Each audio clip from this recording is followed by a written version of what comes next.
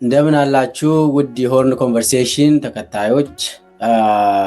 በመጀመሪያ ለክርስትና እምነት ተከታዮች እንኳን ለብርሃነ ትንሣኤ ለፋሲካ በዓል በሰላም አደረሳችሁ አደረሰን ለማለት እወዳለሁ። በዓሉ የሰላም የደስታ ይሁንልን እያልኩኝ ዛሬ አንድ ርዕስ ይዤላችሁ ቀርቤያለሁ። እንግዲህ እሱም ከእምነት ጋር የተያያዘ ነው። የአብይ አህመድ ሃይማኖት በሚል ርዕስ ነው የቀረብኩት። እንግዲህ እምነት ላላችሁ በዓሉ እንግዲህ የሰላም ይሁንልን እያልኩኝ ግን ደግሞ እንደነ አብይ አይነትና የእሱ ተከታዮች ደግሞ ቺን ፕሮግራም ይዤላቸው ቀርቤያለሁ። ለመከታተል እንዲመቻችሁ ፕሮግራሜን አንድ አራት ቦታ ከፍዬ ነው የሚያቀርብላችሁ። መጀመሪያ አብይ ክርስቲያን ነው ወይ?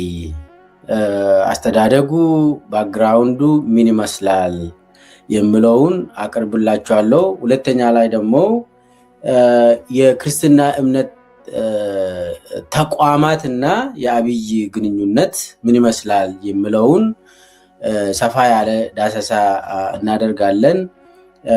ሶስተኛ ላይ የአብይ ጠንቋዮች አሉ፣ እነሱንም በከፊሉ ስም እያነሳን እናወራለን።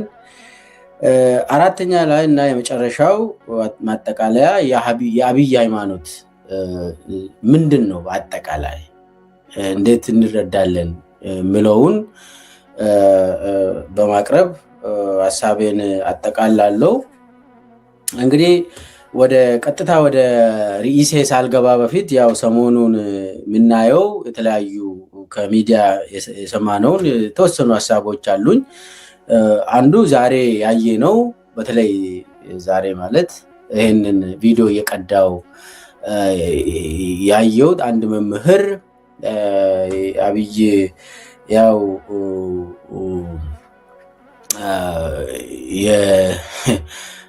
የስጦታ ነገር ለበዓል በየበዓላት አብይ የሆነ ነገር ይሰጣል። ለፕሮፓጋንዳ የሚጠቀም ድሃዎችን ሰብስቦ እንጀራ እየሰጠ ይታያል። በሚዲያ እንዲተላለፍ ሲፈልግ አብይ እንደዛ ያደርጋል። አንድ መምህር እንደዚህ በቃ ለማኝ ሆኖ የሆነ ነገር ሲወስድ አየውና በጣም ልቤ ተሰበረ። እኔ አንድ መምህር ያው ኢትዮጵያ ውስጥም አስተምሬያለሁ አውቃለሁ። መምህርነት ክብር ነው። እንደዚህ ሆኖ መምህር ወጥቶ እንደዚህ ለምኖ እኔ አላየው። የተወሰነ ደረጃ ቢሆንም መምህር ሊቸገር ይችላል። ነገር ግን እንደዚህ ሆኖ ተሰቃይቶ ተዋርዶ አቅም መምህር ኢትዮጵያ ውስጥ እንግዲህ መምህር ተዋርዶ እንደዚህ በአደባባይ በሚዲያ ተቀርጾ አሳየው። አንድ መምህር ዘይት ሲለምን አየን።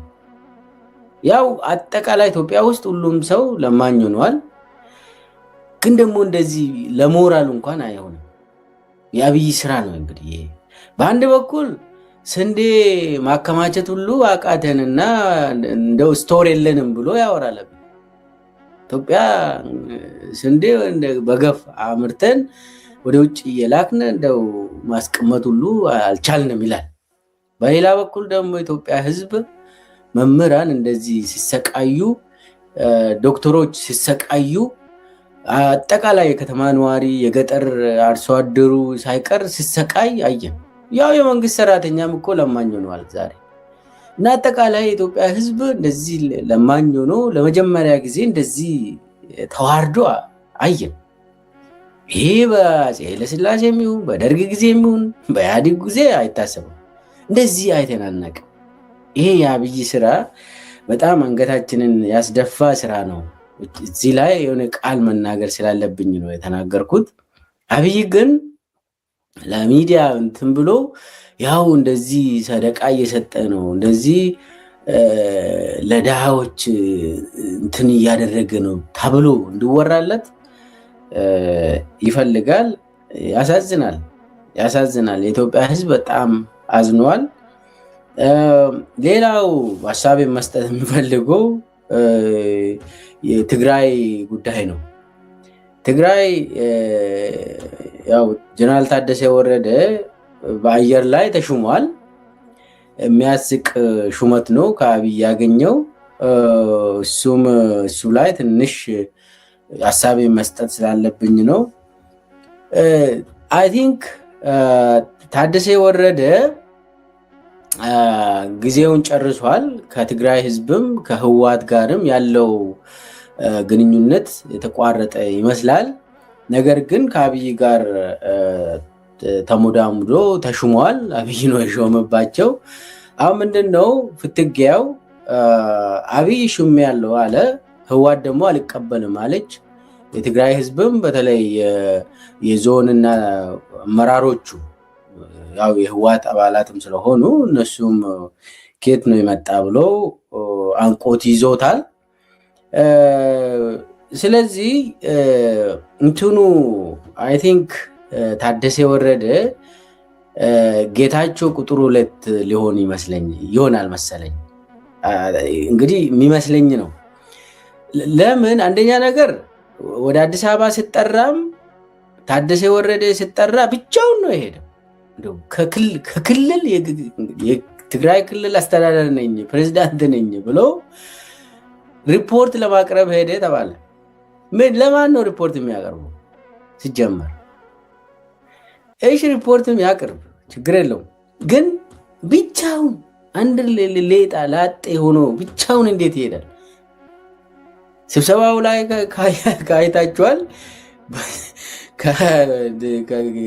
ደመላሽ ገብረ ሚካኤል እና ሌላ ጌታቸው ረዳ አጠገብ ቁጭ ብሎ ብቻውን ከትግራይ እንዴት አንድ ሰው ሪፖርት ያቀርባል?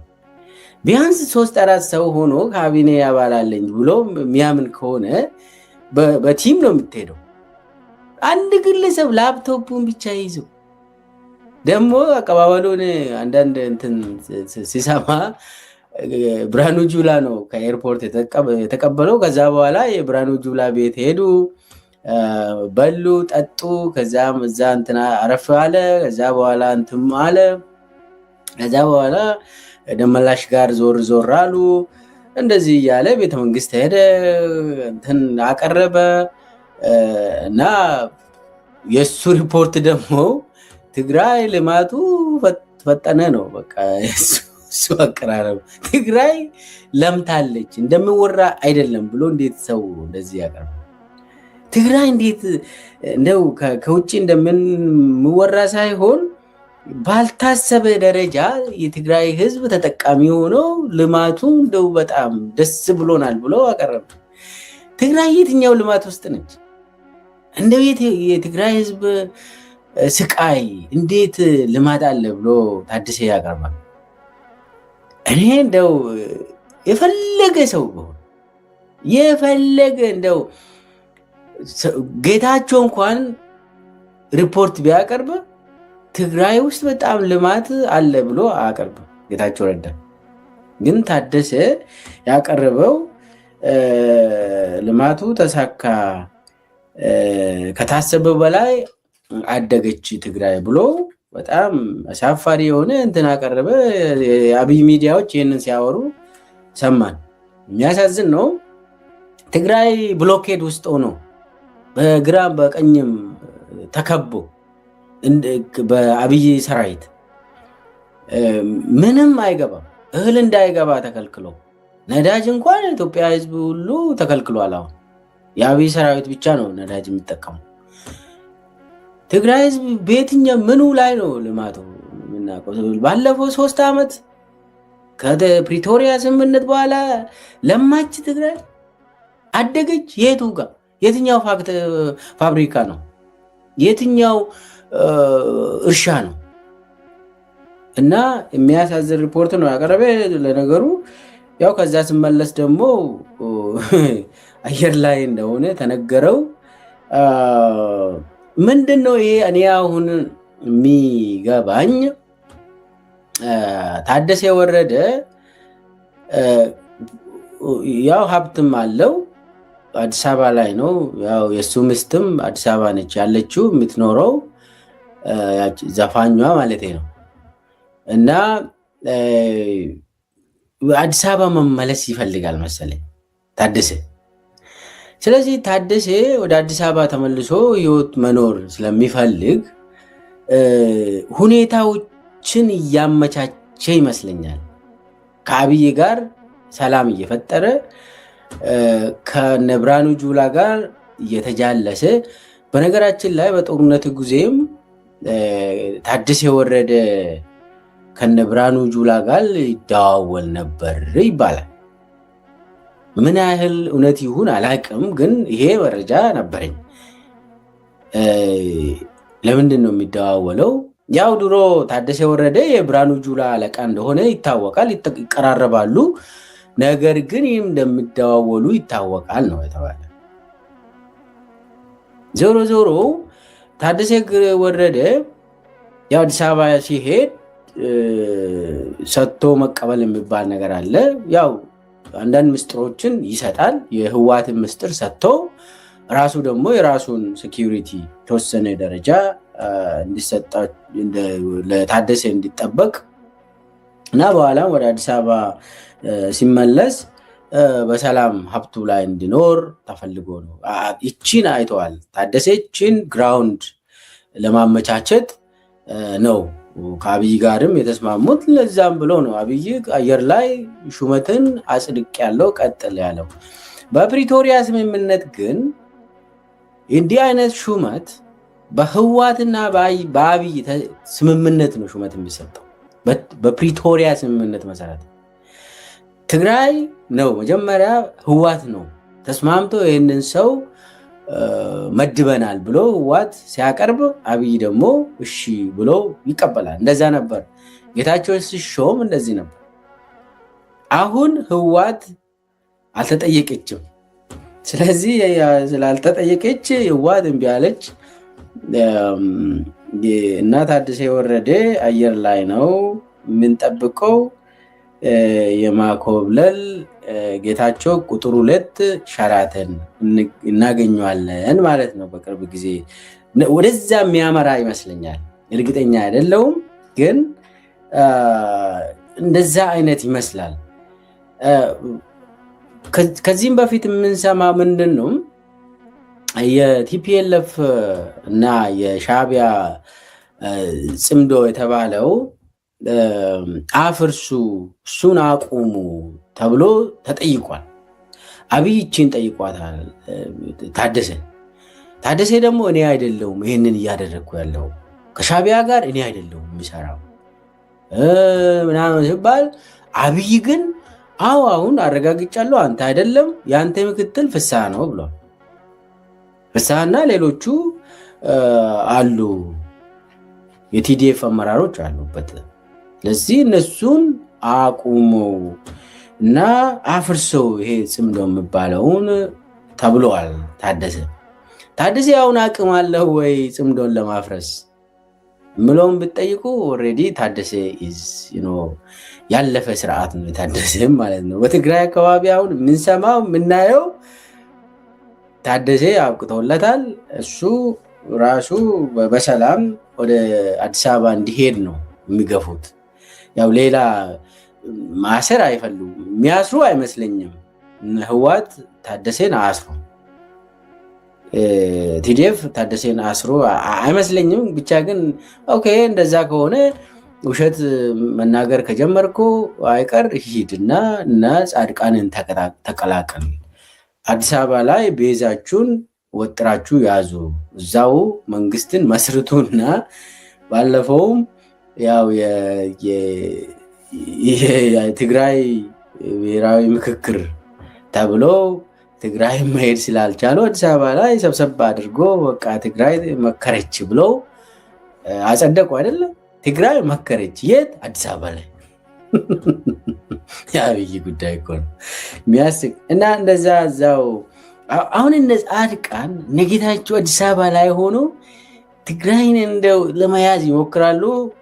የህወሓትና ቲዲኤፍ ሰዎች ደግሞ አይሆንም ብለው እንትን ይላሉ። በዚህኛው እነ ጻድቃንና እነ ጌታቸው አብይን ይዘው ነው ይሄንን የሚያደርጉት። ስለዚህ ባላንስ ኦፍ ፓወሩ ይለያል ማለት ነው። ቀስ እያለ አብይ ጊዜውን ይጠብቃል እንጂ ትግራይ ላይ ጦርነት ያውጃል። የጊዜ ጉዳይ ነው። ቺን ለምሳሌ አሁን ቺን ምርጫ ቅርጫ ምናምን ብሎ ቺን ከጨረሰ በኋላ እነ መሐመድ ቤን ዚያድ እነ ዩኤኢም የታለ ስራው ብሎ ስለሚገመግሙት ወደ ጦርነቱ ይገባል። ነገር ግን እስከ ምርጫ በኋላ የሚል ነገር አለ። መጨረሻ ላይ ወደ ቀጥታው ወደ ርዕሴም አልገባውም። ሌላው ቢሾፍቱ ላይ የተከሰተው የተማሪዎች እልቂት ነው። ያው ቢሾፍቱ ስንል ሊበን ጩቃላ የሚባል ወረዳ አለ። ከቢሾፍቱ እና ዱከም መካከል ያለው ሊበን ጩቃላ ይባላል። እዛው አየር ኃይል አጠገብ ነው። አየር ኃይል አጠገብ በድሮን ተማሪዎችን ጨፈጨፈው አብይ። በድሮን ተማሪዎችን ጨፈጨፈ። መዓት ተማሪዎች ናቸው ያለቁት። እንደው የሚያሳዝን ነው። እዛው ዱከምና አዲስ አበባ ዱከምና ቢሾፍቱ ማለት እኮ አዲስ አበባ ነው። አዲስ አበባን በድሮን እና አንደኛ ነገር ምን ማለት ነው? አየር ኃይል አጠገብ በድሮን እንዴት ይመታል አብይ? ትምህርት ቤት ያለበት እንዴት ይመታል አብይ? ወይሌ ያለ ብሎ ነው እንግዲህ ተማሪዎችን የጨፈጨፉት። ብዙ ተማሪዎች ናቸው ያለቁት። አርሶ አደሮችም አልቋል። ሊበን ጩቃላ ማለት እኮ ጫካ እንኳን የለም። እንትኑ በዛ መስመር አውቀዋለሁ እኔ ዝዋይ ባቱ ሲመላለስ ነበር። እዛ ሰርቻለሁ እኔ እና በአቋራጭ ከቢሾፍቱ ሳትገቡ በፊት በጭቋላ በኩል አልፋችሁ ቀጥታ የሚወስድ መንገድ አለ እና አካባቢውን አውቀዋለሁ። ጫካ የለም፣ እንትን የለም። የሆነ አውላላ ሜዳ ላይ ነው ተማሪዎችን የጨፈጨፈው። ምንድን ነው ይሄ? በቃ ለሁሉም እንደው ሰው እንኳን ስሜን አንስቶ ተወያየ ተብሎ በድሮን ይመታል ሰው። የሆነ ሰው እኔ እንደዛ ነው የምወስደው። በቃ የሆነ ሀሜት እንኳን ካለ ድሮን ሁሉም እንደ ወታደር ልኮ መያዝ ይችላል እኮ የዛ አካባቢ።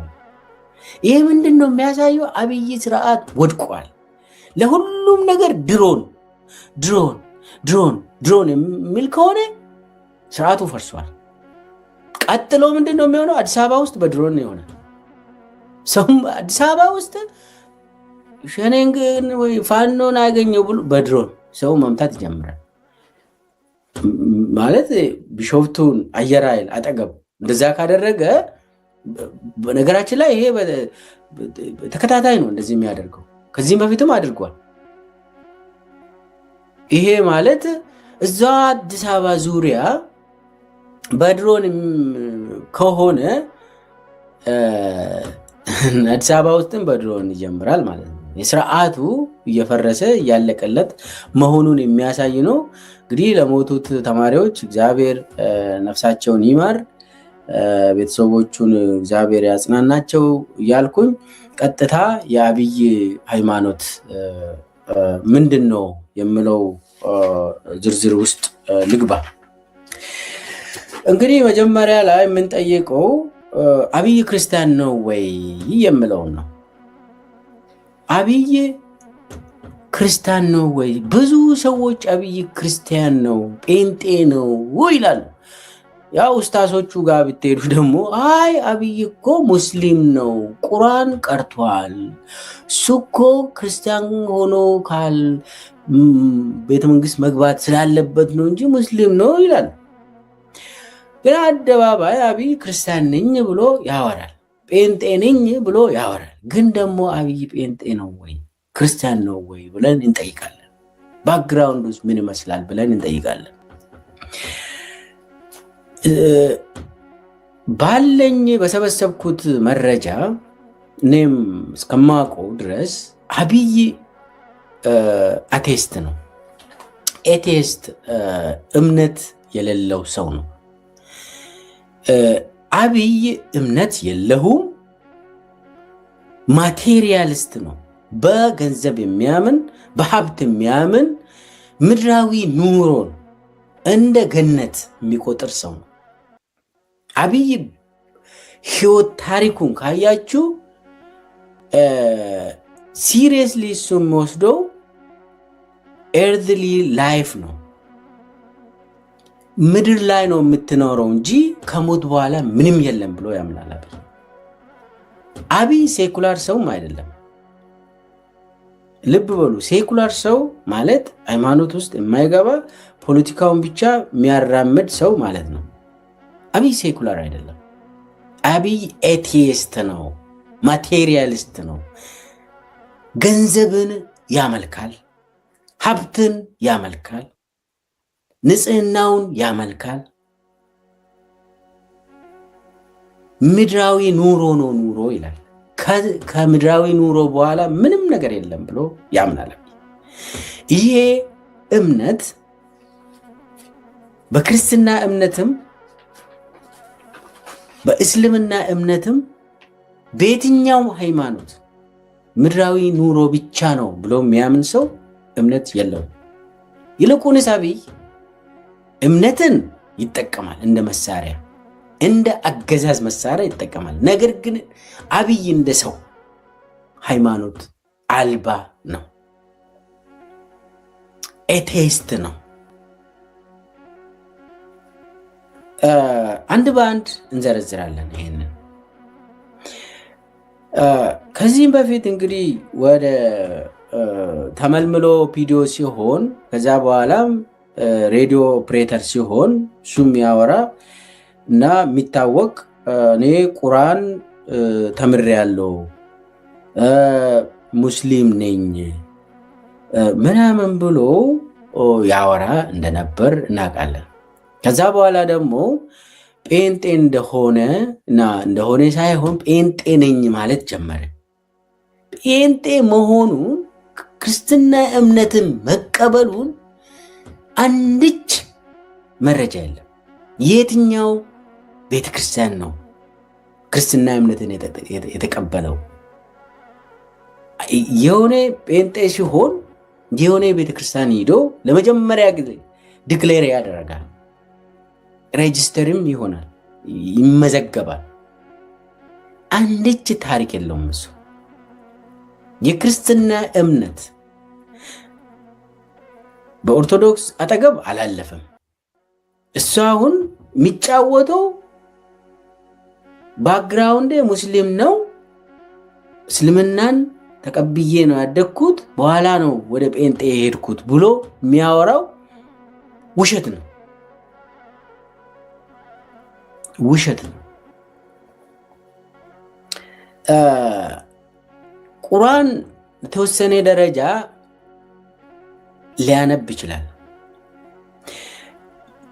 ክፍት ነው፣ ማንም ሰው ያነባል። አሁን እኛ አካባቢ ስናድግ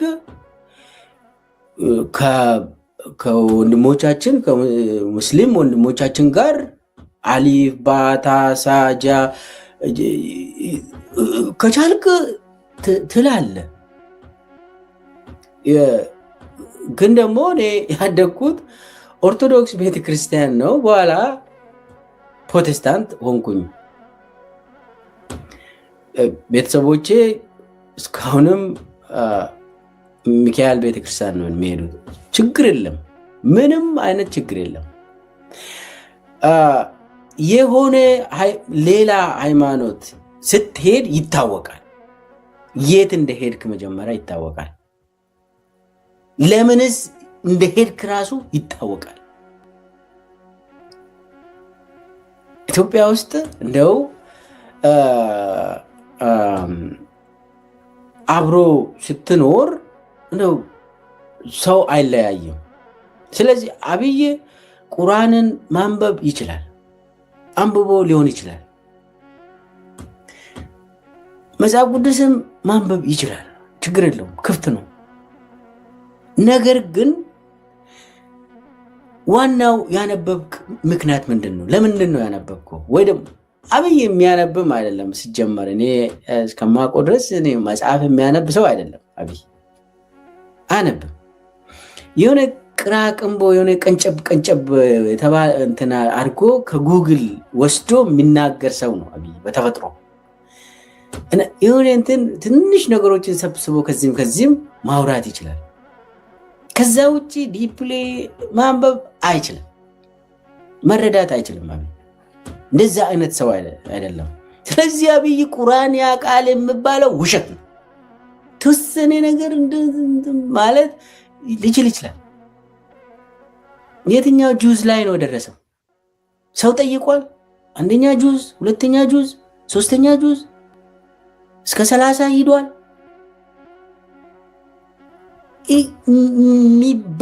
የለም፣ ውሸት ነው።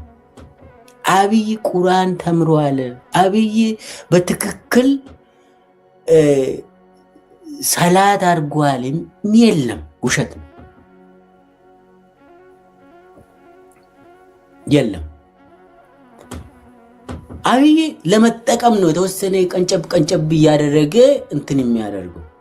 የተወሰነ ሀዲስ መዳመጥ ትችላለህ። ከዛ ከፕሮቴስታንት ወይ ደግሞ ክርስትና ደግሞ ማዳመጥ ትችላለህ። ያ ለማንበብ ትዕግስት እንኳን የለውም አብይ። ስለዚህ አብይ እዚህ ሁለት ሃይማኖት ውስጥ ስለሚጫወት ጫወታው ደግሞ እንትን ዝም ብሎ በኋላ ለመጠቀም ነው። በኋላ ለመጠቀም አስቦ ነው። ስለዚህ አብይ ጸረ ሃይማኖትም ነው። በኋላ እመጣበታለሁ ለምን ጸረ ሃይማኖት እንደሆነ። ሃይማኖት አልባ ሆኖ የሚቀጥል ሰው ሳይሆን ጸረ ሃይማኖት ሆኖ የሚሰራ ሰው ነው። ማቴሪያሊስት በመሆኑ በገንዘብ በሀብት የሚያመልክ ሰው በመሆኑ የሃይማኖት ኮንተንትን የሃይማኖት ይዘትን የሚቃወም ሰው ነው አብይ። ስለዚህ አብይ አጠቃላይ ሃይማኖት እንደሌለው ሃይማኖትን ደግሞ እንደሚጠቀም ከዛም ደግሞ ምድራዊ ኑሮ ብቻ ነው ያለ ብሎ የሚያምን ክርስትና እምነት የሚባልን እንደማያውቅ እስልምና እምነት የሚባልን እንደማያውቅ አላም ይሁን እግዚአብሔር የሚፈራ ሰው እንዳልሆነ ምንም እንደዛ አይነት ፍራቻ የለው። እንደዛ እንዳልሆነ ይታወቃል። የሱ ተግባራት እሱ የሚያደርጋቸው እሱ የሚወስደው እርምጃዎች አንድም እምነት ጋር የሚሄድ አይደለም። የእምነት አስተምሮዎች አሉ። መንግስትን ከያዘ በኋላ እንደው መንግስት ይሄኛው የክርስትና እምነት መንግስትም ብሆን ወይ ደግሞ የእስልምና ሸሪዓ መንግስት ነው ብሎ ለአንዳንድ ሰዎች እንደሚያወራ ብሆን እንዲህ አይነት መንግስት በእግዚአብሔር ዘንድ የተፈጠረ ብሆን በአላህ ዘንድ የተፈጠረ ብሆን የሱ የአብይ ድርጊቶች ለሰው ልጅ ክብር ያለው ሊሆን ይገባ ነበር። የአብይ መንግስትና አብይ ራሱ ለሰው ልጅ ክብር የለውም። ይህንን ብዙ መደርደር ይቻላል። ብዙ መረጃዎችን መደርደር ይቻላል። ስለዚህ እድገቱ አሁን የሆነ ጊዜ ሰው ጠይቆታል፣ ጴንጤ እንዴት ሆንክ ምናምን ሲባል አይ ጓደኞቼን አይቼ ነው በቃ የሆንኩት ምናምን ይላል። የት ነው መጀመሪያ ጊዜ የሄድከው ሲባል የለውም፣ ውሸት ነው። ውሸት መሆኑ ይታወቃል።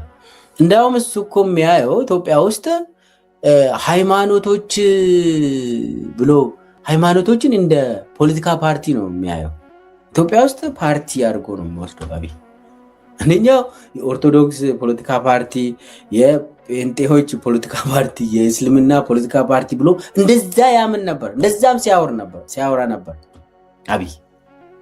እንደ ድርጅት እንደ ፖለቲካ ድርጅት ይወስዳል አብይ።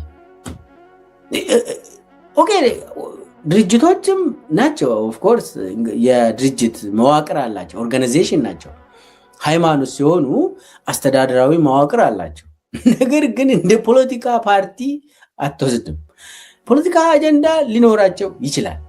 የእምነት ተቋማት የፖለቲካ አጀንዳ ሊኖራቸው ይችላል። ሲጨቆኑ ፖለቲካን ሊያራምዱ ይችላሉ።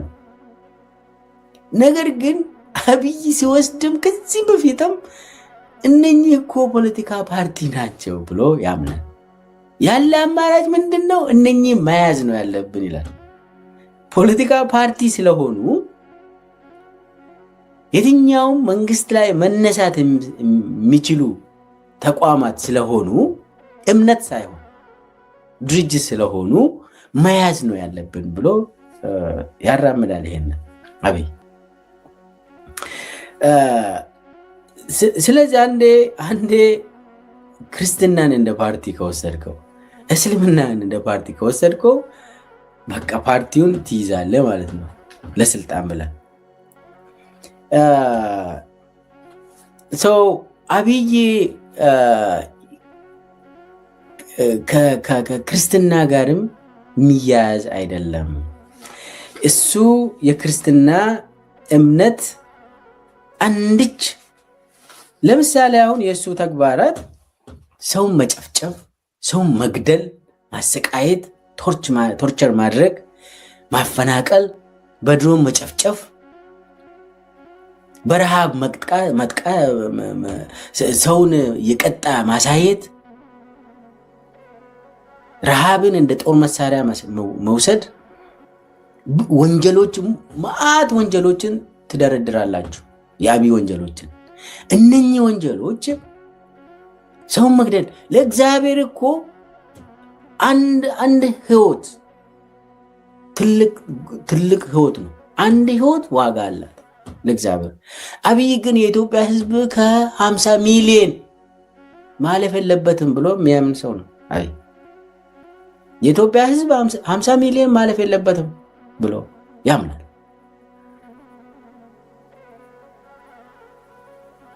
እሱን ከፈለጋችሁ ዝርዝሩን እንሄድበት አለ።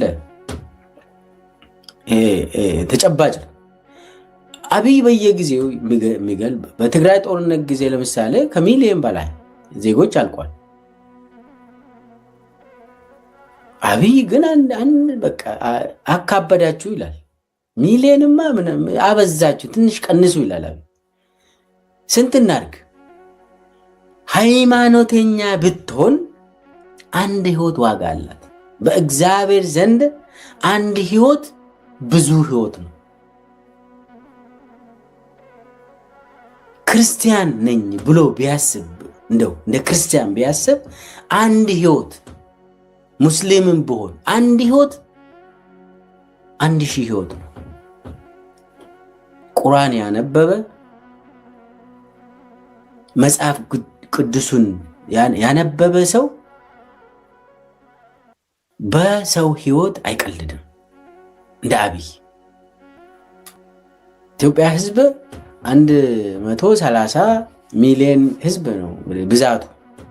ከዚህ ውስጥ 50 ሚሊዮን ብቻ ነው የምፈልገው ካለው ወደ 70 የሚጠጋ ሚሊዮን ሊጠፋ ይችላል እያለ ነው። 20 ዓመት ጦርነት ማካሄድ ይችላለሁ ብለዋል። ምን ማለት ነው ይሄ? የሚያልቁ ሰዎች፣ መጥፋት ያለባቸው ሰዎች አሉ ማለቱ ነው። ስለዚህ 10ቱ ትእዛዛትን እንደው አብይ ያውቃል ወይ? እንደው እንግዲህ ማንም ሰው ቤተክርስቲያን የሚሄድ ሰው 10ቱ ትእዛዛት ሳይሰበክ አትወጣም። በቅዳሴ ውስጥ ይመጣል፣ በሌላ አገልግሎት ውስጥም ይመጣል። በየንትኑ ተለጥፎልሃል፣ ታነባለህ። ቁርአን ያነበበ 10ቱ ትእዛዛትን ያውቃል። በኢትዮጵያ ውስጥ የኖረ ሰው ከአባቶች ጋር የኖረ ከሰው ልጅ የተፈጠረ ሰው 10ቱ ትእዛዛትን ያውቃል። በባህል ራሱ ኢትዮጵያ ውስጥ የሚታወቅ ነው። የግድ እንደው መጽሐፍ ቅዱስን ማንበብ የለብህም። እምነት የሌለ ሰው በመሆኑ በኋላም ጸረ ሃይማኖት ስለሆነ አብይ ሃይማኖትን ይጠቀማል፣ እንደ መሳሪያ ይጠቀማል ብያለሁ። እንደዛ አይነት ስለሆነ አብይ ጋር የሰው ልጅ ህይወት ዋጋ የለውም። ርህራሄ የለውም አብይ። የአብይ ሰዎችም እንደዛው ሰው ሞተ ያልሞተ እነሱ እንትን አይደለም። ስለዚህ አብይ በምንም ተአምር ከእግዚአብሔር ጋር የሚገናኝ ሰውም አይደለም። የአብይ መንግስትም ከእግዚአብሔር ጋር ምንም አይነት የተቃራኒ ግንኙነት ነው ያለው። የአብይ መንግስት የብልጽግና መንግስት ጸረ እግዚአብሔር መንግስት ነው፣ ጸረ ሃይማኖት መንግስት ነው። ከሃይማኖት ጋር በፍጹም የሚሄድ ሳይሆን በተቃራኒ የሚሄድ እንትን ነው። አሁን ድሮ ህፃን ሆኜ የሚሰማው አንድ 4 ነገሮችን ተጠንቀቅ ይላሉ አባቶች። 4 ነገሮችን እንዳትፈጽም ብሎ ይነግሩናል። ገጠር ውስጥ ይሄ ነገር ይታወቃል። ምንም ቁርአን ያላነበበ ወይ መጽሐፍ ቅዱስን ያላነበበ ሰው 4 ነገሮችን ተጠንቀቅ ትባላለ። አንደኛው የሰው ደም ነው። ሰውን አትግደል። የሰው ደም መጥፎ ነው። እየኖርክ ትበላሻለህ፣ ትጠፋለህ። እጅ ደም ከነካ ሰው አትሆንም ይላሉ። ይሄ በባህል ውስጥ አለ። የትኛውም ክልል ብትሄዱ አይ ቲንክ ተመሳሳይ ይመስለኛል። ተጠንቀቅ፣ እጅ ሰውን ከገደለ ትጠፋለህ ይላሉ። ስለዚህ ልጄ ሰውዬ ይህንን ተጠንቀቅ። አንዱ የሰው ደም አትግደል ነው። ሌላው ደግሞ የሰው እንባ ይላሉ። ልጄ የሰው እንባን ተጠንቀቅ ይላል የኔ አባት። የሰው እንባ ከባድ ነው፣ ያስጮሃል። እየኖርክ ትበላሻለህ፣ ትጠፋለህ፣ ከሰው በታች ትሆናለህ። የሰው እንባን ተጠንቀቅ።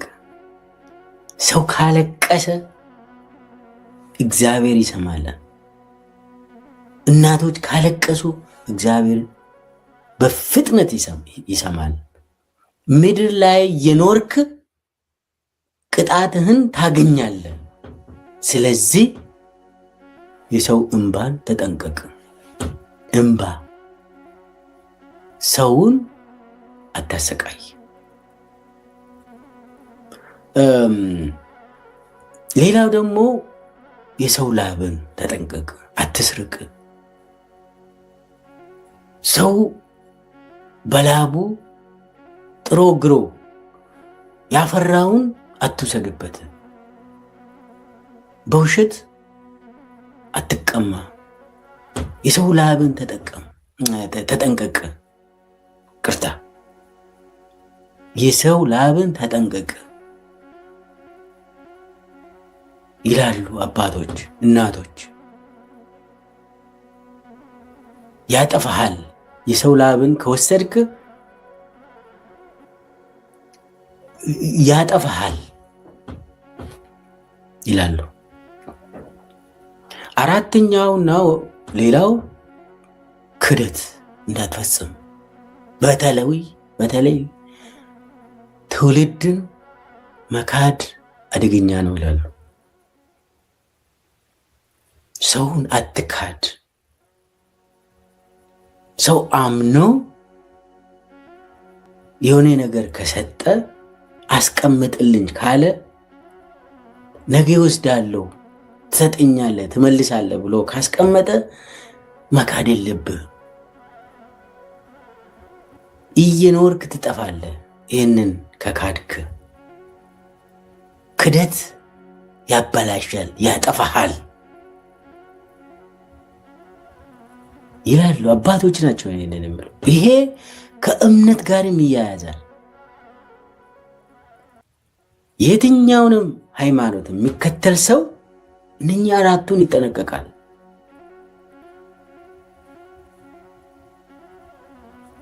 ትውልድን አይክድም። አሁን አብይ እንደው ከኢትዮጵያ ሕዝብ የተወለደ ሰው ይመስላችኋል? ከኢትዮጵያውያን አብራክ የተወለደ ተምሮ ባህሉን አውቆ ሃይማኖቱን አውቆ ያደገ ይመስላችኋል? አይደለም፣ አይደለም። ሰውየው አጭበርባሪ ነው። ጸረ ሃይማኖት ነው። ሃይማኖተኛ ተው፣ ሃይማኖት አልባ ብቻም ሳይሆን ጸረ ሃይማኖት የሆነ ሰው ነው። ደምን ያው ፈሳሽ ደምን በየቀኑ ካላፈሰሰ አይደሰትም።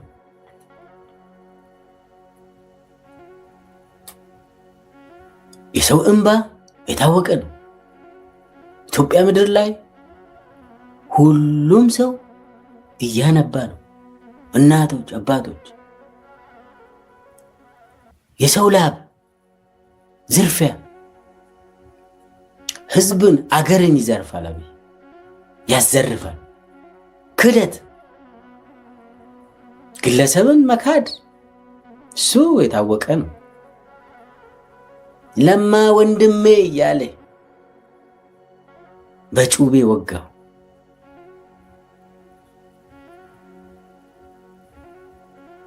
አምባቸው ወንድሜ እያለ በጩቤ አስወጋው። ሳሬ መኮንን ወንድሜ እያለ አስገደለው።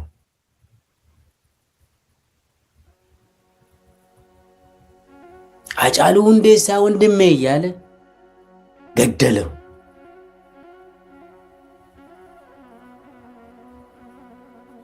እሱ አብይ ያልካደው ሰው ካለ ምናልባት አላቅም እና አብይ ምን አይነት መንግስት ነው እየመራ ያለው ካላችሁን የሰይጣን መንግስት ነው እንጂ ከሃይማኖት ጋር የሚሄድ መንግስት አይደለም። ጸረ ሃይማኖት የሆነ ሰይጣናዊ አምልኮት ያለው መንግስትን ነው እየመራ ያለው እንጂ አብይ እንደው የእግዚአብሔር መንግስትን እየመራ ነው የሚል ሰው ካለ ይሄ መንግስት በእግዚአብሔር ነው የተፈጠረ የምትሉ ሰዎች ካላችሁ አምጡ። ይሄኛው ከየት ጋር ይያያዛል? የአብይ እምነትና የሃይማኖት ተቋማት ጋር ይያያዛል።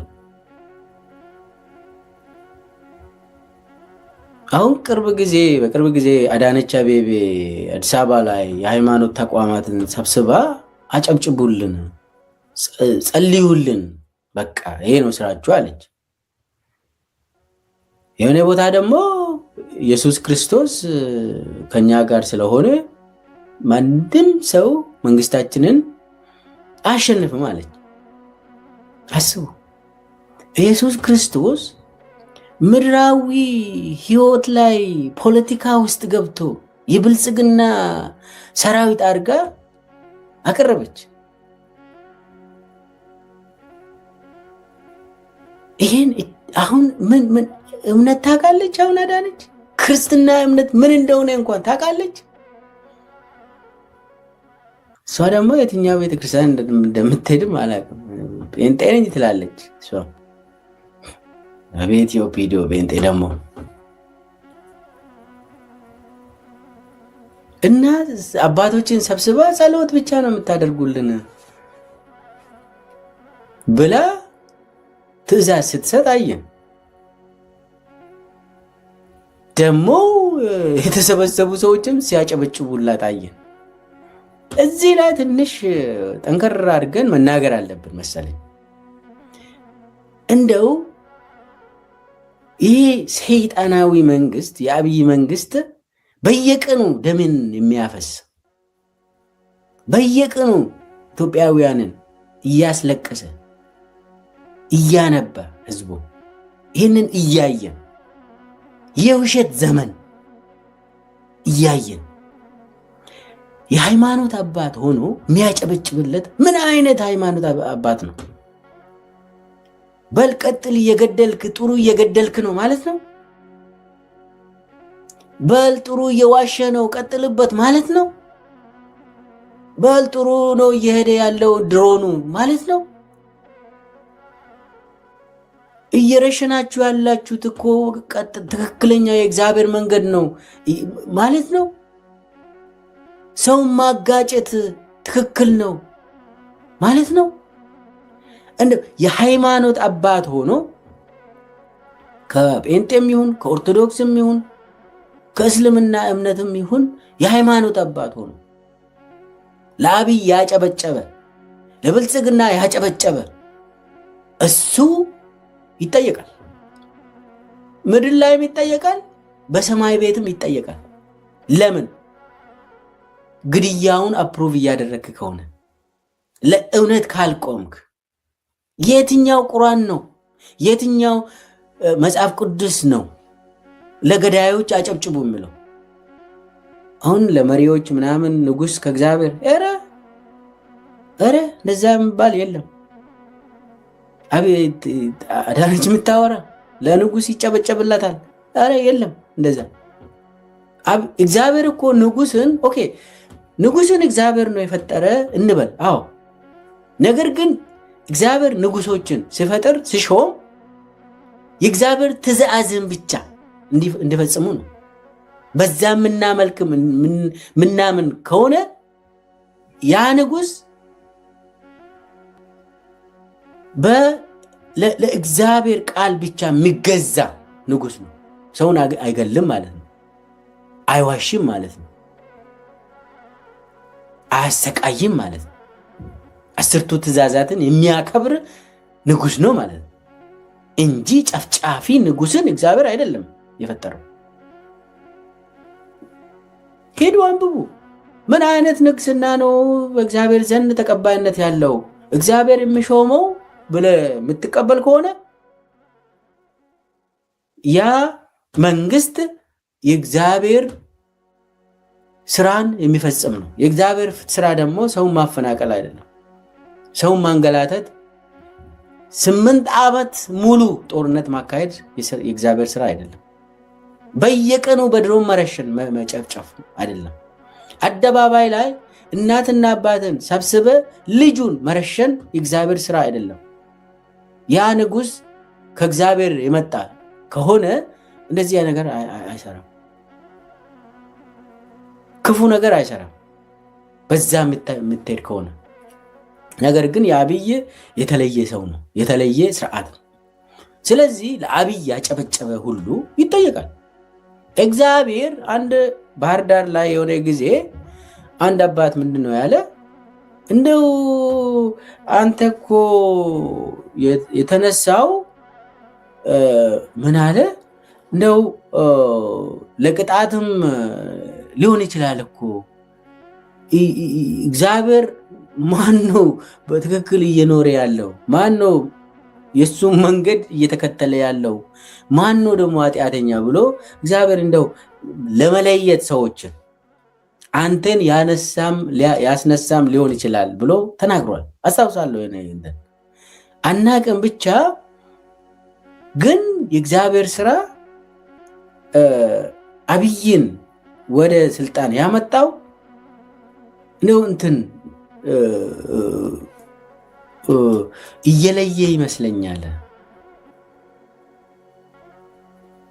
ትክክለኛው በእግዚአብሔር ቃል የሚሄድ የሚያምን ሰውና በአብይ የሚያምን ሰው እየተለየ ነው ማለት ነው በዚህ አባባል። ትክክልም ናቸው መሰለኝ። እኚህ አባት ያስቀመጡት ዛሬ የሃይማኖት አባት ሆነው ተሰብሳቢ ሆኖ አዲስ አበባ ላይ አዳነች የእኛን ለእኛ ጸሎት ብቻ ማድረግ ነው እንጂ ምንም ዋጋ የላችሁም ስትል የሚያጨበጭቡ አባቶች እነሱ እንግዲህ በእግዚአብሔር ዘንድ ስራቸውን ያገኛሉ ማለት ነው። አዎ ለምን ለዚህ ገዳይ ሰው የሚያጨበጭቡ ከሆነ መጠየቃቸው አይቀርም፣ ወንጀልም ስለሆነ እና ሃይማኖትን ሙሉ በሙሉ መጠቀም ችሏል አብይ። ከላይ መያዝ አመራሮቹን ብቻ መያዝ፣ ከዛ በኋላ የሚሰበክ ወረቀቶችን ጽፎ የሚሰጥ አብይ ሆኗል። ኦርቶዶክስን ለመያዝ ዳንኤል ክብረትን ያዘ። ኡስታዞችን በመያዝ የእስልምና እምነት ተከታዮችን ለመያዝ እንትን ሞክሯል። ፕሮቴስታንትን ለመያዝ ምህረት ማነው ምህረት ደበበ እና ገመቺስ ደስታ፣ ያው ምህረት ደበበ እና ገመቺስ መጽሐፍ ቅዱስ ሁሉ ይሰብካሉ እንትን መድረክ ላይ ሆኖ በጣም ፖለቲከኞች ናቸው። ደግሞ አንድ ቀን በእግዚአብሔር አምኖ ማያውቁ ሰዎች ናቸው እነኚህ ሰዎች። አንድ ቀን እምነት የሌላቸው ሰዎች መጽሐፍ ቅዱስን ይሰብካሉ። እነኚህ ናቸው አብይ እነኚህን ተጠቅሞ የፕሮቴስታንትን መዋቅር ለመያዝ የሞከረው። እሱ ፓርቲ ነው ድርጅት ነው እነኚህ መያዝ ነው ብሎ ያመነውን በዛ መሰረት የያዘ ነው ይዟል። እና አብይ የእምነት ተቋማትን እንደ መሳሪያ ይጠቀማል። ከዛ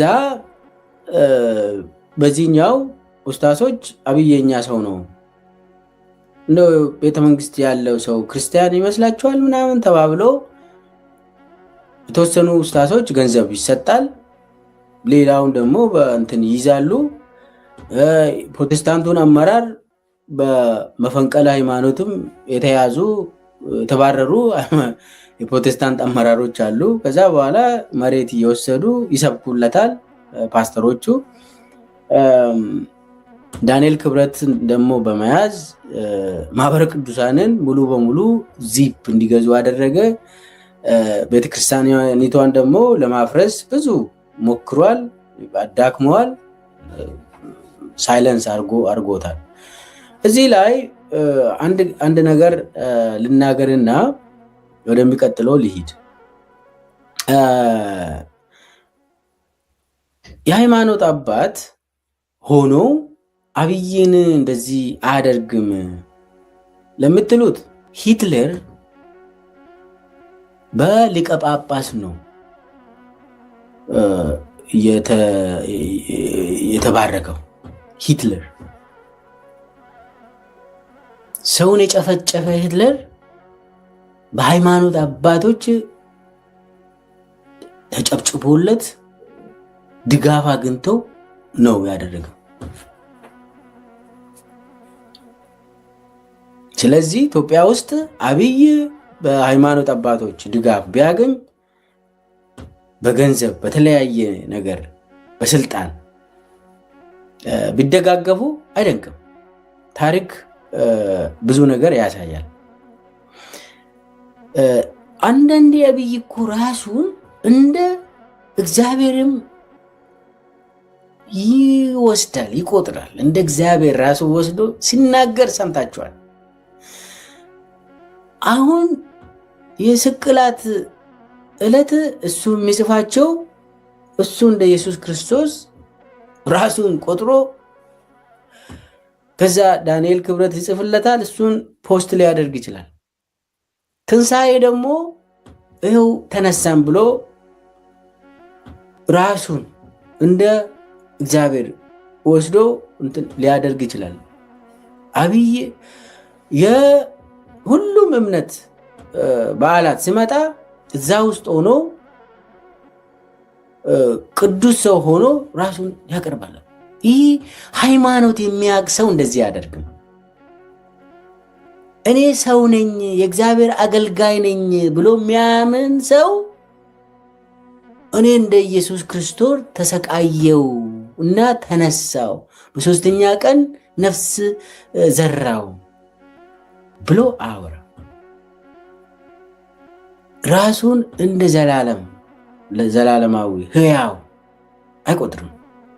ሃይማኖትን በደንብ ትንሽ እንትን ነጥብ የሚያቅ ሰው እንደዚህ ራሱን ከፍ አድርጎ እንትን አደርግም፣ ዝቅ ያደርጋል። ራሱ ሰውን አይገልም፣ ሰውን አያሰቃይም፣ ሰውን አያፈናቅልም። የአዲስ አበባ ህዝብን እያፈናቀለ ደግሞ ማዕድን ማጋራት ብሎ ዘይት ይሰጣል። እናቶችን አባሮ ከዛ ቤተ መንግስትን የተወሰኑ ሰውን ጠርቶ ደግሞ አበላዋቸው እኮ ይላል። እንዲህ አይነት ሰው ነው ኢትዮጵያን እየገደለ ያለው። እና አብይ የእምነት ተቋማትን በደንብ እየተጠቀመ ምንም አይነት የክርስትና እምነት እውቀት የሌለው የእስልምና እውቀት የሌለው ጸረ እስልምና ጸረ ክርስትና የሆነ ሰው አብይ ዛሬ ሲፈልግ ይህንን ሃይማኖት ውስጥ ነኝ ሲፈልግ ያንን ሃይማኖት ውስጥ ነኝ እያለ ሰውን እያወናበደ እየዋሸ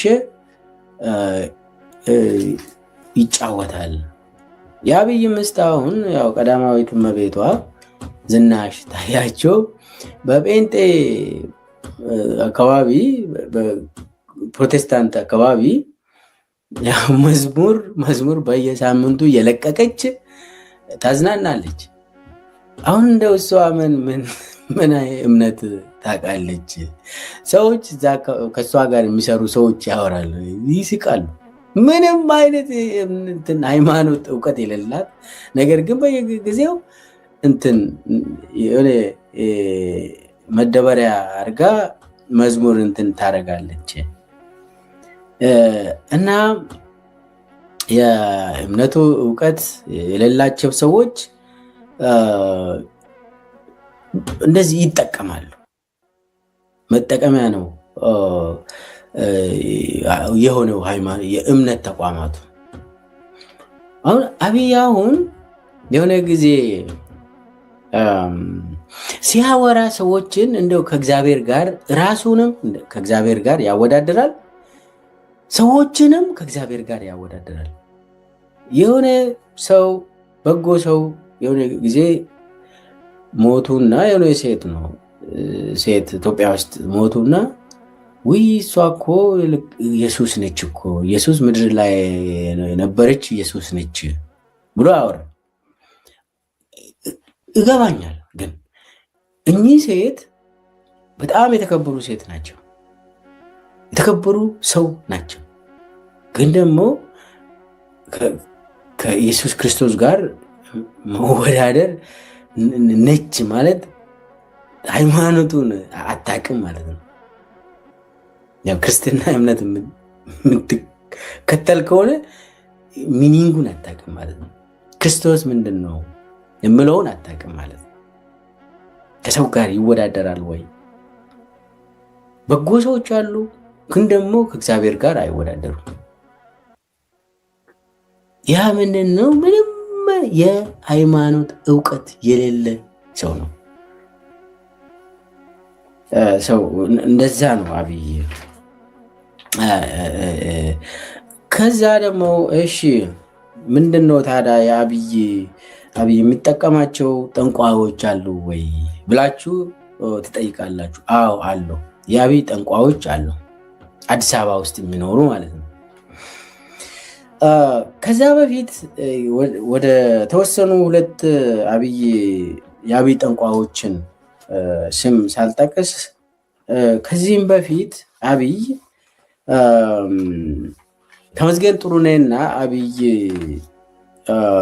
ወሎ ሂዶ አንድ በጣም ታዋቂ የሆኑ ሼክ ጋር ሄዱ እና የአንድ ወልይ ናቸው፣ የታወቁ ሰው ነው። እዛ ያው ሼክ ናቸው፣ ጠንቋይ አይደሉም። ተመስገን ጥሩነህና አብይ ናቸው እዛ ሄዱት። ቆይቷል። ጠቅላይ ሚኒስቴር ሳይሆን በፊት የኢንሳ በነበሩበት ጊዜ ከዛ ምንድነው አብይ አንተ ምንም አትጨናነቅ የኢትዮጵያ ንጉስ ትሆናለህ ብሎታል እኚህ ሼክ። ከዛ አብይ ተደሰተ። ማለት እኚህ ወልይ በጣም የታወቁ ስለሆኑ ሰው ያውቃቸዋል በወሎ አካባቢ። ያ አባቶች እኮ እንደዚህ ትሆናለህ ብለው ይባርካሉ። ያው እንትን አንዳንዴ ይጸልላል አንድ አባት እንደዚህ ታገኛለህ። እንደዚህ አብይ ይህችን ሰማና በኋላ ተመስገን ጥሩነህና አብይ ሲጠራሩ እንዳውም ሼኮች ይባባላሉ። ተመስገን ሼኮች እንደምን አለ ይላል፣ አብይም ሼኮች። ከዛ በኋላ እንደዚህ እቺን ይጠቀሙ ነበር። ምንድነው የሆነ ጊዜ ለምንድን ነው ተመስገን ጥሩነህና አብይ ሼኮች የሚባባሉት ብዬ ሰውን ጠይቄ እንደዚህ የሆነ ጊዜ ወሎ ሂዶ ያ አባት አብይን ትነግሳለህ ብሎታል። እቺን ይዘዋል ሁለቱም ምን እንትን አገኘው። ግን አብይ እንደዛ ሳይሆን እናቴ ነች ሰባተኛ ንጉስ ትሆናለህ ያለችኝ እናቴ ነች ብሎ አወርተዋል። ግን ይሄ ሰባተኛ ንጉስ ከየት እንደመጣ የትኛው አባል እንደሆነ ለምንድነው የተባበሩት እምሬት ስድስቱ የፋጡማ ልጆች ላይ ተጨምሮ ሰባተኛ የሆነው ለምንድን ነው? እሱን አውርቻለሁ። ብቻ ግን እንደዛ አይነት ሚያምን ሰው ነው አብይ። ጥሩ ነው ማመን ጥሩ ነው። ነገር ግን ከዛ በኋላ ደግሞ አብይ ያደረገው በጣም አደገኛ ነው። ሁለት ጠንቋዮች አሉት አብይ።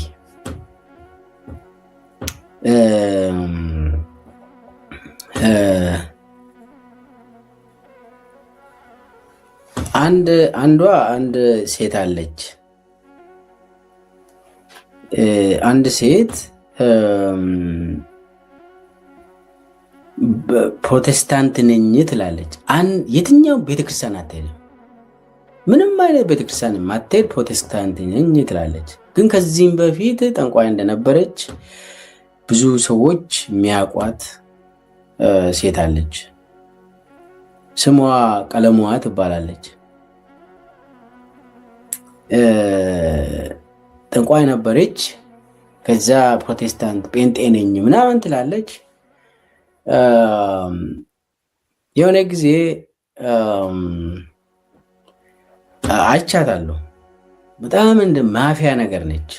ማፊያ ባለስልጣናትን ካገኘች ጸልልሃለሁ ትላለች። ብዙ ባለስልጣናት ላቁት ይችላሉ። በኋላ ማነች ብለን ስንጠይቅ የሆነ ቤቷ ቃሊቲ ነበር ከዚህም በፊት። ከዛ ምንድነው የሆነው? ከአብይ ጋር በጣም በጣም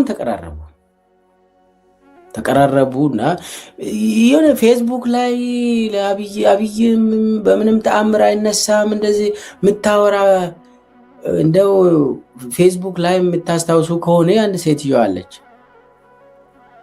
አትነሳም ምናምን ብላ ጸሎት የምታደርግለት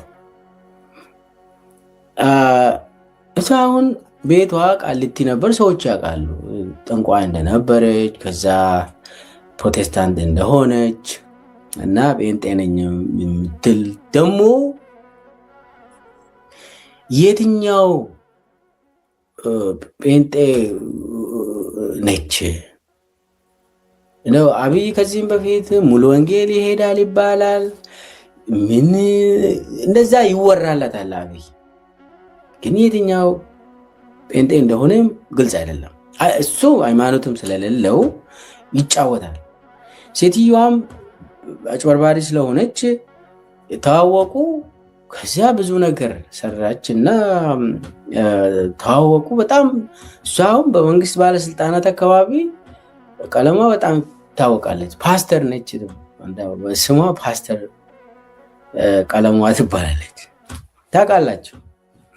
እና እሷ ልክ አብይ ስልጣን እንደያዘ ምን እንዳደረገ ታውቃላችሁ? የራሱን ቤት ለሷ ሰጠ። የራሱ ስላችሁ ቻይና ኤምባሲ ያጠገብ የነበረው የአብይ ቤት አለ። አይ ቲንክ የፌዴራል ቤቶች ኤጀንሲ የሚተዳደር መሰለኝ የመንግስት ቤት ነው። እሱን የራሱ ቀጥታ ለፓስተር ቀለሟ ሰጠ። እሱ ቤተ መንግስት ሲገባ ፓስተር ቀለሟ ደግሞ የአብይ ቤት ገባች።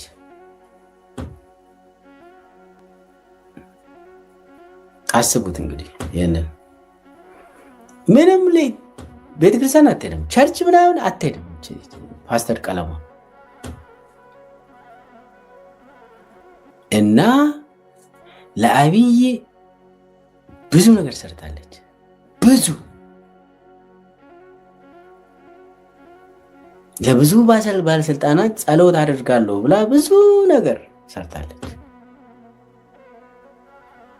የአብይን ፕሮጀክት ያጠና ሰው ፓስተር ቀለሟን ማጥናት ካልቻለ ሙሉ ጥናት አይደለም። የአብይ እምነትን በደንብ ማወቅ ከፈለጋችሁ ፓስተር ቀለሟ ማን ነበረች? የት ነው ስትሰራ የነበረው? አሁንስ የት አለች ብላችሁ ጠይቁ። እኔ ምንም ከሷ ጋር እንትን የለኝም። ነገር ግን ለማውቃት የአብይ ሃይማኖት ምንድን ነው፣ አብይ በምንድን ነው የሚያምነው የምለውን በደንብ መነጋገር ስላለብን ነው።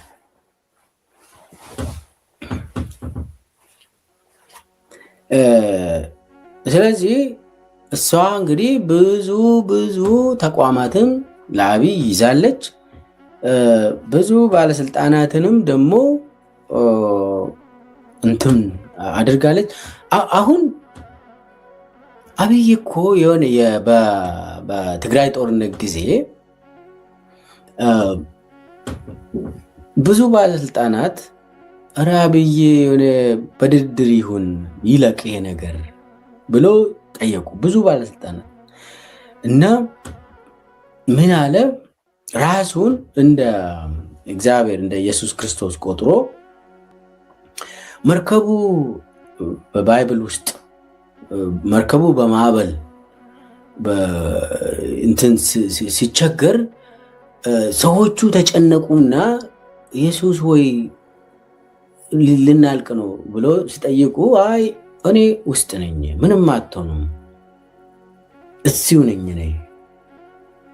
እምነት የላችሁም ወይ ብሎ ኢየሱስ የተናገረውን ራሱን እንደ ኢየሱስ ወስዶ አብይ እኔ እዚሁ ነኝ፣ ማዕበሉ በጦርነት እንደዚህ በሆነም እምነት ስለሌላችሁ ነው እንደዚህ የምትሉት ብለው ባለስልጣናት ብዙ ባለስልጣናት ተናግሯል። እንደዚህ ነው እንደ አብይ ራሱን እንደ እግዚአብሔር እንደ ኢየሱስ ክርስቶስ ክርስቲያን ከሆነ ማለት ነው። አብይ ክርስቲያን ነኝ ብሎ የሚቆጥር ከሆነ እንደ እንትን ወስዶ ተሰብሳቢውን ራሱን እንደ እግዚአብሔር ቆጥሮ ሲናገር ይሄ በተጨባጭ ያለ ነገር ነው። ግን ደግሞ አብይ ሃይማኖትን ይጠቀማል። ግን እሱ ራሱ የአብይ ፕሮጀክት ላይ የተመደቡ ፓስተሮች አሉ፣ የጥንቆላ ስራ የሚሰሩት ባክግራውንዳቸውም ጠንቋይ ነው የሆኑት። ሌላ ሰውም አለ። አንድ እናት አሉ። አንድ እናት ናቸው። እሳቸውም ከዚህም በፊት በዚሁ ስማቸው ይነሳል። እንደው አብይ እኮ መኪና ገዝቶለታል። እዛ አብይ ምን አይነት ጥሩ ሰው ነው ለእኛ እናት መኪና ይገዛለት ተብሎ ብዙ ግርምት ፈጥሮብን ነበር። በኋላ ስናጠና እኚህ እናት እንደዚህ አይነት ስራ ነው የሚሰሩት። ከዚህም በፊት ጠንቋይ ነበሩ። እኔ በጥንቆላ አላምንም። በነገራችን ላይ እኔ አላምንም። አንድም ቀን አምኜ አላውቅም። በዚህ አለ ብዬም አልወስድም። ባይዘ እኔ በእግዚአብሔር አምናለሁ። ሌላው ቦታ አልሰጥም። ግን የሚያምኑ ሰዎች አሉ። በዚህም ያህል መልኩ ሰዎች አሉ። ለምሳሌ ነቢይ። እነዚህ አይነት ሰዎች ክርስትና እምነት የሚያውቁ ሰዎች አይመስለኝም። በጥንቆላ የሚያምኑ ክርስትና እምነት ውስጥ የሉም። እስልምና እምነት ውስጥም የሉም። እንደዚህ አይነት በአንድ እግዚአብሔር የምታምን ከሆነ በአላህ የምታምን ከሆነ እንደዚህ አይነት አታደርግም። አብይ ግን የት እንዳለ የሚያሳይ ነው።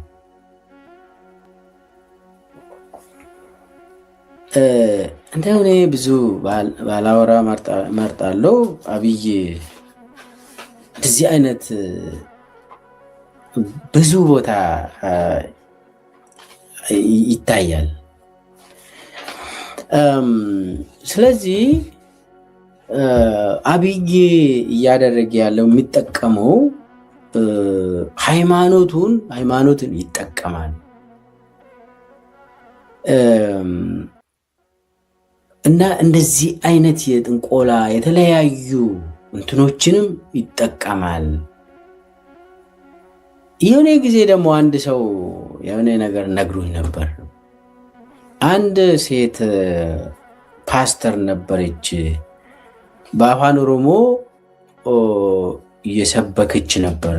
ያኔ የሚሳተፉ ሰዎች እና ባዱላ እና አብይ አህመድ ብዙ ሰዎች ያኔ ሲሳተፉ ያቺ ሴት ፓስተር እየሰበከች እና እግዚአብሔር አሳየኝ ብላ መታ ከአብይ የሆነ የጥንቆላ እንትን ነገር እንደ ቆረጠች ሰው ነግሮኝ አላመንኩም። አይ ይሄ እንትን ነው፣ ስም ማጥፋት ሊሆን ይችላል። ከዛ እና አባዱላ ሁሉ ዞር ብሎ አይቶ ከአብይ እንደዚህ አይነት የጥንቆላ ነገር ሲነቀል ሲቆረጥ ያዩ ሰዎች ያን ነበሩ ብሎ አንድ ሰው ነገረኝ። ያንን እኔ አላመንኩም። ኧረ አብይ እንደዚህ አይነት አያደርግም ብዬ ነው ያኔ የወሰድኩት። አብይ እንደዚህ ራሱን እምብርቱ ላይ እንደዚህ እንትን አድርጎ ወይ ደግሞ እጁ ላይ አስሮ እንደዚህ ያደርጋል? ኧረ እኔ አላመንኩም። ዛሬም ውስጤ አላምንም። ባይዘው እንደዚህ ያደርጋል ብያል። ግን ደግሞ እንደዚህ ሰው ይሄንን እኔ ያየሁት እኔ ነኝ ብሎ ያወራ ሰው አለ፣ በህይወት አለ። አሁን እውነት ነው። ያቺ ሴት ፓስተር አለች አሁንም። እና አባዱላም ነበሩ፣ ዞር ብሎ አይቷል። ከአብይ ስቆርጥ ብሎ ሰው እውነት ነው ብሎ ነገረኝ። ግን እኔ አልተቀበልኩም። ዛሬም ለመቀበል ይከብደኛል። ለምን እኔ ግን ሊሆን ይችላል። ሰውየው ማመን ካመንኩ ሆኗል ነው። እና አባዱላ በህይወት አሉ። የሆነ ጊዜ ሊናገሩ ይችላሉ። አሁን ዛሬ እንደዚህ አይናገሩም አውቃለሁ። ግን እንደዚህ ብሎ የነገረኝ ሰው በጣም እዛ የነበረ ሰው ነው። ጸሎቱ ላይ የነበረ ሰው ነው። ከፍተኛ የኦሮሚያ አመራሮች ሰብስባ ነው እየሰበከች ያለችው። ያቺ ሴት ፓስተር ሂዳ ቆረጠች የተባለው እኔንን ለማመን ይከብደኛል። ግን የሰማሁት ላሰማችሁ ነው። ግን ቅድም ያወራሁት ፓስተር ቀለሟ ምናምን እሱ ታውቃላችሁ እናንተ፣ አብይም ያውቃል። አሁን የአብይ ቤት ከዚህም በፊት አብይ ሲኖር የነበረው ቤት ማን ነው የሚኖረው ብላችሁ ጠይቁ፣ ሂዱና እዩ። እና አጠቃላይ አብይ የሚጠቀመው ሃይማኖትን እንደ አገዛዝ መሳሪያ እንደሚጠቀም ይታወቃል። ተቋማቱንም እምነቱንም አስተምሮዎችንም እንደ አገዛዝ መሳሪያ ይጠቀማል አብይ። እሱ አብይ ሃይማኖት አልባ የሆነ ጸረ ሃይማኖት የሆነ ሰው ሆኖ ያሉትን የእምነት እና የሃይማኖት ተቋማትን እንደ አገዛዝ መሳሪያ እንደሚጠቀም የታወቀ ነው። ያው ለምሳሌ ገንዘብን ሀብትን በማካፈል ስልጣኑን ያስጠብቃል። ያገዛዙ ዋናው ሌላው ምሰሶ የሆነው ሀብትን ማካፈል ነው። ይሄ ሰውን ማጋጨት ነው፣ ከፋፍሎ መግዛት ነው። አንድም ብሔር ይከፋፍላል፣ ኢትዮጵያ ህዝብን ይከፋፍላል፣ ያጋጫል። ይሄ ያገዛዙ መሳሪያ ነው። ይሄ በውሸት ፕሮፓጋንዳ፣ ይሄ በጣም ዋናው የአብይ አገዛዝ ምሰሶ የሆነው ውሸት ነው። ውሸት ወሳኝ ነው፣ ወሳኝ መሳሪያ ነው፣ ፕሮፓጋንዳ እና ካለፈው ሌላው ደግሞ በጉልበት ነው። ያው እሱ የመጨረሻ እንትን ነው። ስለዚህ አብይ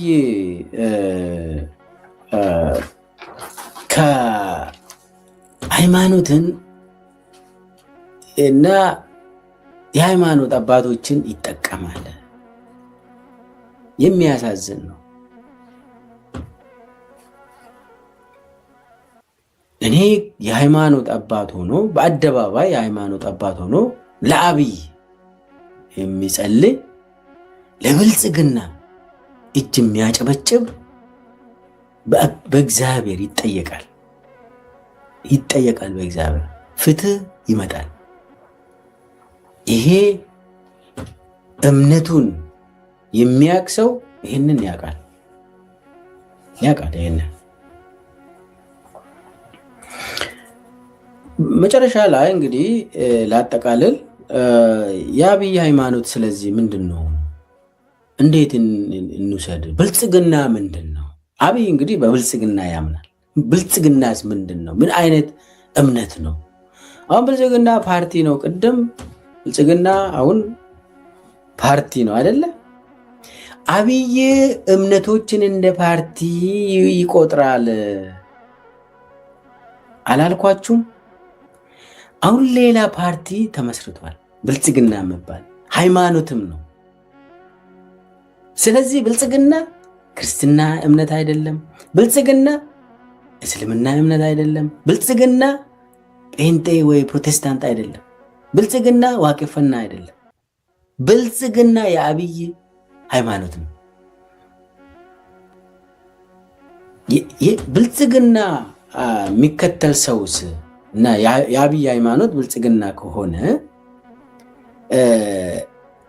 መገለጫዎቹ ምንድን ነው ከተባለ አንደኛ ምድራዊ ህይወት ነው ብልጽግና። ስለዚህ አብይ የሚያምነው በምድራዊ ህይወት ነው። ከሞት በኋላ ምንም አይነት የለም። እግዚአብሔር ፊት ቀርቦ ውሳኔ መውሰድ የሚባል ነገር የለም በብልጽግና ቤት። ብልጽግና እንደ ሃይማኖት ምድራዊ ኑሮ፣ ማቴሪያሊዝም፣ ስልጣን፣ ተጨባጭ የሆነ ምድራዊ ኑሮ ብቻ ነው የሚያየው። አብይ ዓለም ሰማይና ምድር ያልፋል የሚባለውን አይቀበልም። የማያልፈው ግን እግዚአብሔር ነው የምለውን አይቀበልም። አብይ ሁሉም ነገር የሚያበቃው በምድራዊ ኑሮ በምድራዊ ህይወት ብቻ ነው ብሎ ይቀበላል። ስለዚህ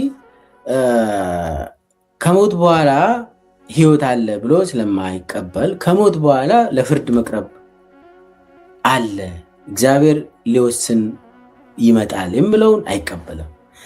ስለዚህ ለስልጣን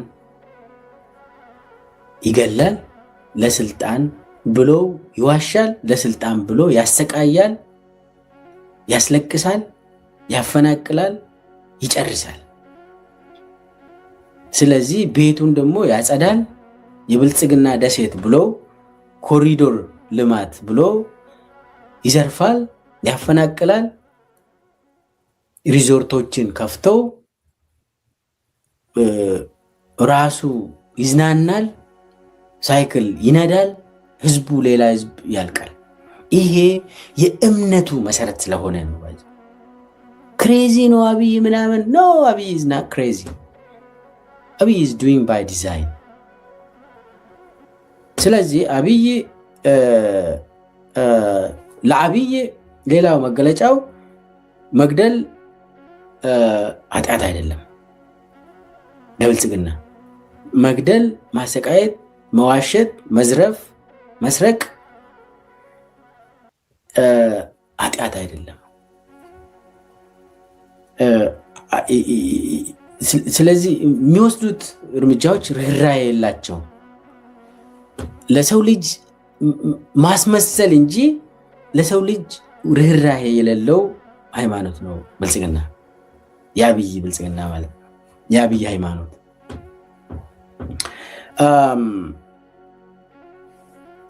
ስለዚህ አብይ የጸረ ክርስትና እምነት ነው፣ ጸረ እስልምና እምነት ነው የሚያካሄደው፣ ጸረ ሃይማኖት ነው አብይ የሚያካሄደው። ስለዚህ ማቴሪያሊስት በመሆኑ እምነቱ ማቴሪያሊዝም ኤቴስት በመሆኑ ከዛም አልፎ ጸረ ሃይማኖት እንትን የሚያካሄድ ስለሆነ ከክርስትና እምነት ጋር በተቃራኒ ይቆማል፣ ከእስልምና እምነት ጋር በተቃራኒ ይቆማል። በፕሮቴስታንት፣ በኦርቶዶክስ፣ በዋቄፈታ፣ በሁሉም እምነት በካቶሊክ ተቃራኒ ይቆማል። አብይ በተቃራኒ የቆመ እምነት ነው የሚያካሄደው አብይ። ስለዚህ የአብይ ሃይማኖት ለየት ያለ በጣም በጣም ጸረ ኢትዮጵያዊ የሆነ ጸረ ባህላችን የሆነ እንትን ነው የሚያካሄደው አብይ። አሁን እሱ አሁን ቢሮአችሁን አጽዱ፣ የምትለብሱት ሱፍ በስንት ሺህ 30 ሺህ ምናምን ገዝቶ ይለብሳሉ። ከዛ ቢሮ ማጽዳት፣ ከዛ አስፋልት እንትን ማድረግ፣ ሰው የሚጠጣውን አሁን አዲስ አበባ ውስጥ ፏፏቴ አለ። ሰው ግን ቤት ውስጥ የሚጠጣ ውሃ የለም። አዲስ አበባ መስመር ላይ ብልጭ ምናምን የሚሉ ዲም ላይቶች መዓት ናቸው ለሌት። ቤት ውስጥ ግን መብራት የለም። ይሄ ነው የብልጽግና እምነት።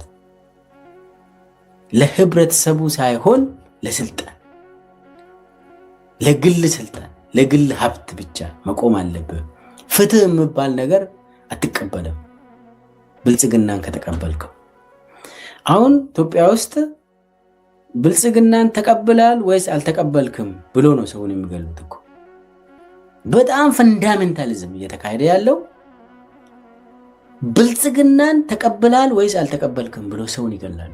አስቡ። እንደ ኢትዮጵያ ውስጥ ክርስትናን ተቀበልክ ወይ ያልተቀበልክ፣ እስልምናን ተቀበልክ ወይ ሰው ተገሎ የለም።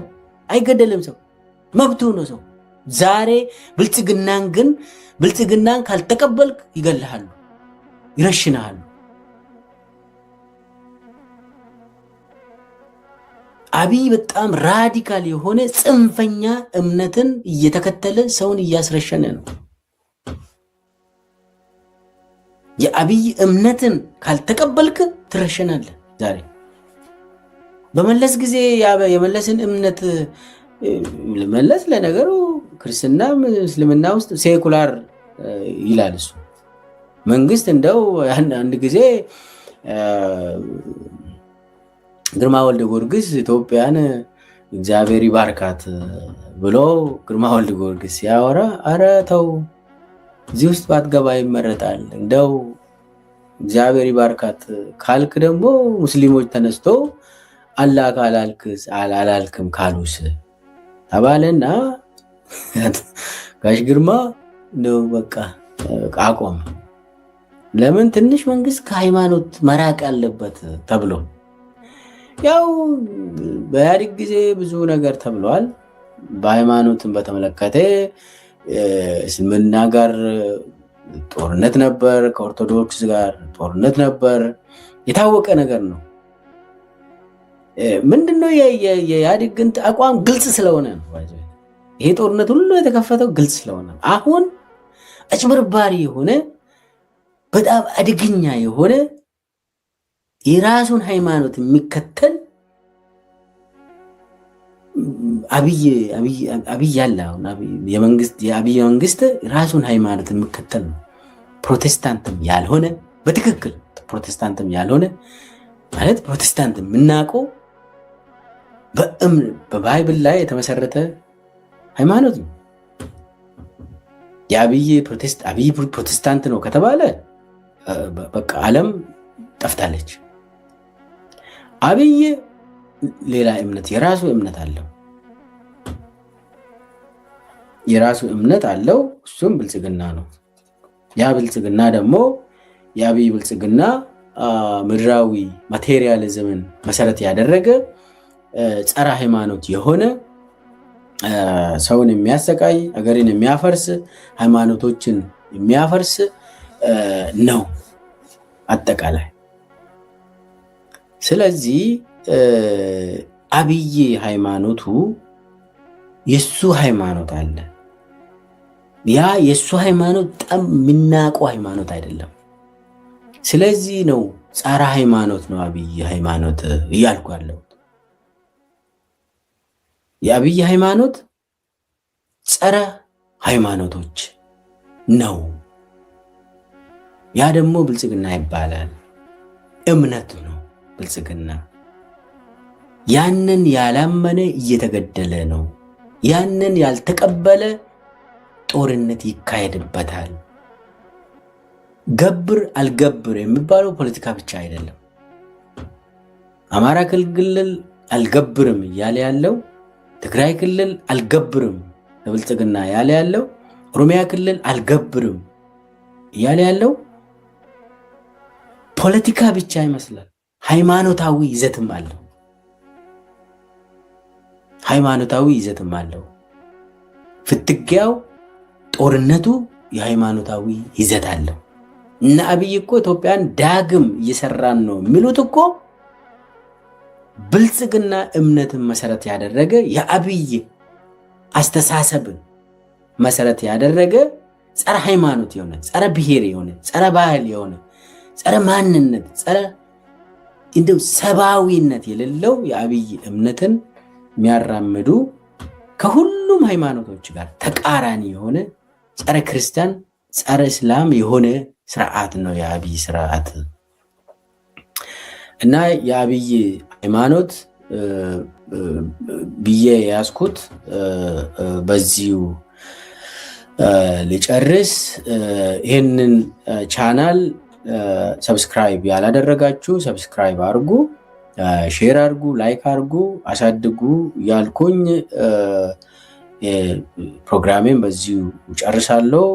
በድጋሚ ለክርስትና እምነት ተከታዮች እንኳን ለብርሃነ ትንሣኤ በሰላም አደረሳችሁ ያልኩኝ በዚሁ ላይ አበቃለሁ። ሰላም ሁኑ።